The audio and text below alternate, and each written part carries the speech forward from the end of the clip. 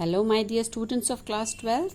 Today I am here with the poem An Elementary School Classroom in a Slum by Steven Spender. तो बच्चों पहले title को समझिए. An elementary school. Elementary school कौन सा होता है? एलिमेंट्री माने प्राथमिक, प्रारंभिक विद्यालय, जहाँ पे आप अपनी पढ़ाई की शुरुआत करते हैं. क्लासरूम आपको पता ही है, कक्षा, उस विद्यालय की कक्षा. इन अ स्लम, कहाँ पे ये कक्षा है? स्लम में. और स्लम क्या होता है? What is a slum? Slum होता है मैली कुचैली जगह, गंदी बस्ती की ये कक्षा है. ठीक है. वहाँ के बारे में स्टीवन स्पेंडर आपको बताते हैं कि वहाँ के बच्चे कैसे हैं, how the children are, what type of life they live, उनका जीवन कैसा होता है, वो किस तरह की चीज़ें देखते हैं अपने अगल बगल, और वो कैसे होते हैं, और हमें क्या करना चाहिए उनके लिए. What we can do to change their life, हम क्या कर सकते हैं उनके जीवन को बदलने के लिए. So let's start. Look at the first stanza. Far, far from gusty waves, these children's faces like rootless weeds, their hair torn round their pallor, the tall girl with a weighed down head, the paper-seeming boy with rat's eyes, the stunted, unlucky heir of twisted bones, reciting a father's gnarled disease. इतना पहले समझ लीजिए, फिर आगे बढ़ते हैं. Far, far from gusty waves. Far, far मतलब दूर, बहुत दूर. Gusty waves. Waves क्या होती हैं? लहरें होती हैं. Gusty माने झोंकेदार, हवादार. Full of energy. ऐसी कभी आप गए होंगे बीच पर या दरिया किनारे, समुद्र किनारे, तो देखा होगा ऐसी लहरें जो ज़ोर से आती हैं. उनमें एक अलग सा विगर रहता है, वाइटलिटी, एनर्जी रहती, इतनी तेज़ आवाज़ रहती. तो उन सभी चीज़ों से फार, बहुत दूर हैं. कौन? दीज चिल्ड्रन, ये बच्चे. ये कौन से बच्चे? These children from the slums, ये गंदी बस्ती वाले बच्चे, मैली कुचली बस्ती वाले बच्चे. तो वो दूर हैं क्योंकि उनके चेहरे कैसे हैं? These childrens faces like rootless weeds, उनके चेहरे कैसे हैं? जैसे रूटलेस वीड्स. वीड्स माने अनवांटेड घास ना, जंगली घास जो उग जाती है जिसकी ज़रूरत नहीं होती. और रूटलेस, बिना जड़ के, ऐसे वे बच्चे हैं. Their hair torn round their pallor, उनका जो बाल जो है टॉर्न, बिखरा हुआ है राउंड देयर पैला. व्हाट इज पैला? क्या होता है? फेस, येलो फेस, मतलब चेहरा पीला पड़ा हुआ चेहरा. इसका मतलब कोई सुर्खी नहीं है. There is no what to say, lack of blood in their face ना, मतलब उनके चेहरे में खून की कमी है, शायद उनको उतना पोषण नहीं मिल रहा है, इसलिए पीला पड़ा हुआ है. तो बाल उनका पूरा उड़ा हुआ इस तरह से है. और कौन है वहाँ पे? द टॉल गर्ल, एक लंबी सी लड़की. With her weighed down head, उसका सर झुका हुआ. वेड डाउन, वजन से. वे मतलब होता है वेट, सुना होगा वेट, WAIT नहीं, WEIGHT, वेट होता है वजन. वेड डाउन हेड, तो उसका सर जो है उस भार से झुक गया है. किस भार से? अब वो बच्ची जो लंबी सी है, एक तो लंबाई का भार होता है because she is tall, and दूसरा है she is born in a family which is very poor. वो स्लम में बच्ची पैदा हुई है, और स्लम के हालात आप पहले ही जान रहे हैं क्या है. मैली कुचैली बस्ती है. There is poverty. पॉवर्टी मतलब गरीबी है. तो इस जैसे कि पूरा बोझ उस पर है ना, क्योंकि यहाँ के बच्चे काफ़ी काम करते हैं खुद भी, तो सारा बोझ लेकर वो बच्ची, जैसे उसका सिर झुका हुआ था. द पेपर सीमिंग बॉय, दूसरा देखिए क्या है, कौन है? Paper seeming boy. सीम मतलब प्रतीत होना, लगना. पेपर की तरह पतला, एकदम कागज की तरह पतला सा लड़का. विथ रैट्स आईज, जिसकी आंखें कैसी थी? रैट की तरह. रैट तो सभी को पता है ना. तो रैट की तरह की आंखें क्यों कही हैं, ये समझना ज़रूरी है. Because may be he is hungry, he is not getting nutrition, he is searching for food. चूहे को देखा है ना आपने, कैसे रहता है? हमेशा ताक में रहता है, कहीं कुछ खाने को मिल जाए, खाने को मिल जाए. तो ये गरीबी की वजह से, भुखमरी की वजह से, वहाँ पे जो कमी है, इस वजह से वो रैट की आंखें, जैसे चूहे की आंखें होती, इधर उधर दौड़ाता रहता है कि शायद कुछ मिल जाए. इस तरह की आंखें उसकी थी. फिर उसके बाद the stunted unlucky air. Stunted माने जिसका विकास रुका हुआ, ग्रोथ ना हो बॉडी की, ऐसा शरीर. अनलकी दुर्भाग्य. एयर होता है उत्तराधिकारी, वारिस, औलाद.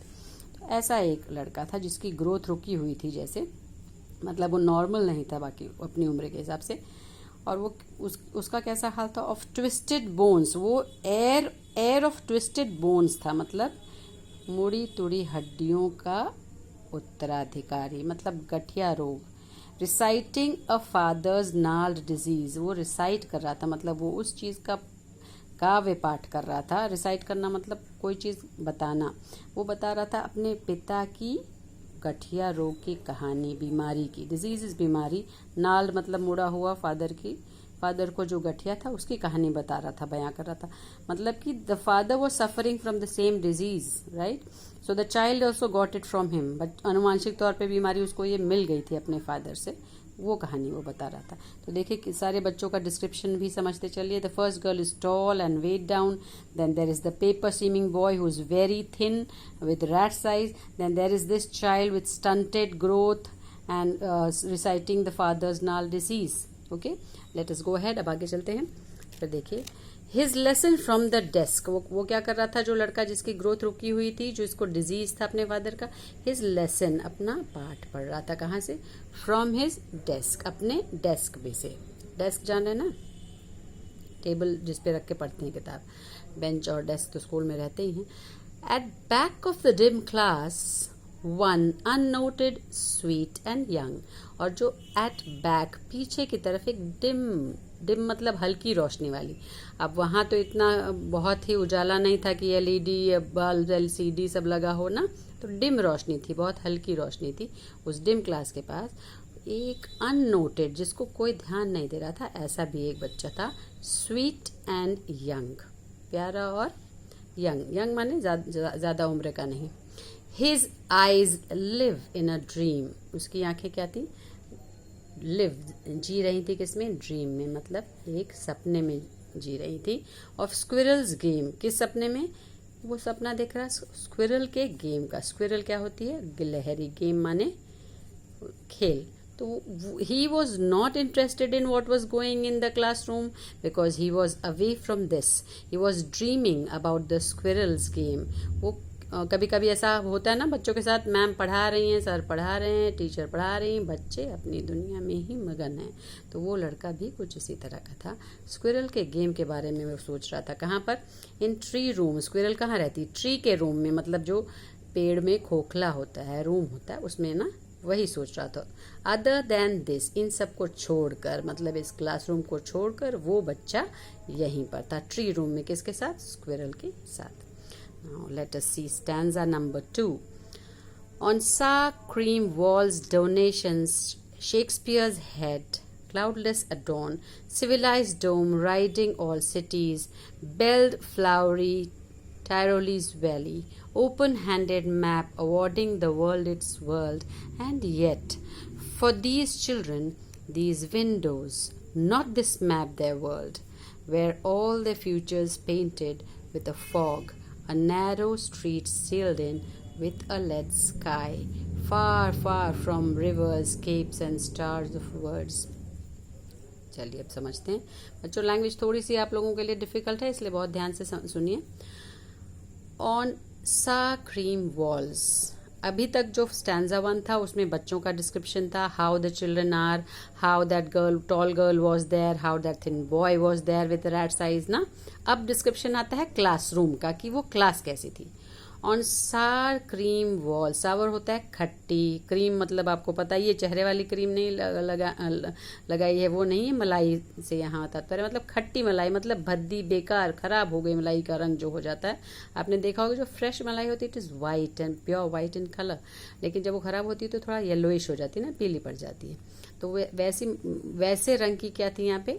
वॉल्स थी, दीवारें, और उस पर डोनेशंस दिख रहे थे। डोनेशंस माने चंदा इकट्ठा किया हुआ जो चीज़ रहती है, दान में दी हुई चीज़ें, वो लगी थी। अब वो सब क्या थी देखते हैं। शेक्सपियर्स हेड, पहला क्या था? शेक्सपियर्स हेड, मतलब शेक्सपियर का सर। शेक्सपियर को सभी जानते हैं, आप क्लास 11th में भी पढ़ चुके हैं ना। He is one of the famous and one of the best writers of English literature, है ना। अंग्रेजी साहित्य में बहुत ही जानी मानी हस्ती हैं, तो उनका हेड टंगा हुआ था। क्लाउडलेस एट डॉन, दूसरा चित्र क्या था? डॉन माने होता है मॉर्निंग, सुबह का सीन। क्लाउडलेस, बिना बादल वाली सुबह थी। फिर तीसरा क्या था? सिविलाइज डोम था। सिविलाइज माने सभ्य, डोम होता है गुंबद, मंदिरों पे देखा है आपने ना, मंदिर हो चाहे मस्जिद हो, तो ये सारे जो जगह होती हैं वहाँ पे डोम बना होता है, गुंबद, या गिरजाघर होता है वहाँ भी बनता है। तो ये है यहाँ पे दिखाई दे रहा था वो डोम, वो धार्मिक स्थल, राइडिंग ऑल सिटीज, जो सभी शहरों को रास्ता दिखा रहा था।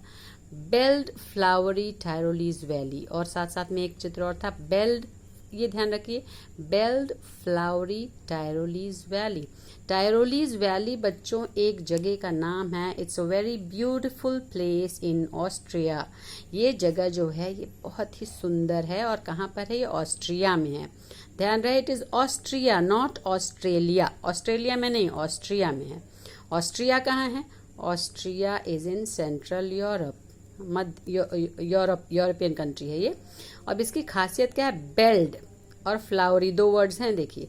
Flowery means it is full of flowers of different colours, अलग अलग रंग के फूल हैं यहाँ।